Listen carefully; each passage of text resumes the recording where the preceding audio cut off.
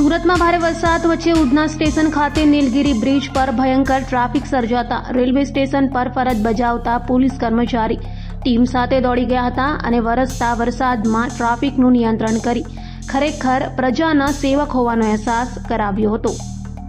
Surat police હાલ પ્રજાની સેવક હોવાનું ખરેખર ઉમદા ઉદાહરણ પૂરી પાડી રહી છે, ત્યારે સુરતમાં ફરી એક પોલીસ કોન્સ્ટેબલની કામગીરી ઉડીને આંખે વળગે તેવી રીતે જોવા મળી હતી। વાત એમ છે કે ગુરુવારે મોડી સાંજના સમયે ઉધના સ્ટેશન ખાતે નીલગિરી બ્રિજ પાસે ભયંકર ટ્રાફિક સર્જાયો હતો। તે દરમિયાન રેલવે સ્ટેશન ખાતે ફરજ બજાવતા પોલીસ કોન્સ્ટેબલ નરેશભાઈ રમેશભાઈની ટ્રાફિક પર નજર પડતા પોતે પોતાનો ટ્રાફિક પોઈન્ટ છોડી ચાલુ વરસાદમાં પોતે પલળી પોતાની ટીમ સાથે ટ્રાફિક નિવારણ કરવા માટે દોડી ગયા હતા અને ટ્રાફિકને કંટ્રોલમાં લઈ ટ્રાફિકનું સારી રીતે સંચાલન કર્યું હતું। પોલીસ દ્વારા વરસાદમાં પોતાની પરવાહ કર્યા વગર ટ્રાફિકનું નિયમન કરાઈ રહ્યું છે, જેને લઈને સુરતીઓએ પોલીસ જવાનોને સલામ કરવાનું મન થાય તેવું છે। ઉધના સ્ટેશન ખાતે નીલગિરી બ્રિજ પાસે ટ્રાફિક સર્જાયો હતો, જેને લઈ ટ્રાફિક કંટ્રોલ રૂમમાં એક જાગૃત નાગરિક દ્વારા કોલ કરાયો હતો। ત્યાંથી વિનોદ શંકર રાવ દ્વારા પોતાનો સ્ટાફને તાત્કાલિક ધોરણે સૂચના આપી ટ્રાફિકને કંટ્રોલ કરવાનું સૂચન અપાયા। ટ્રાફિકના તમામ કર્મચારી દ્વારા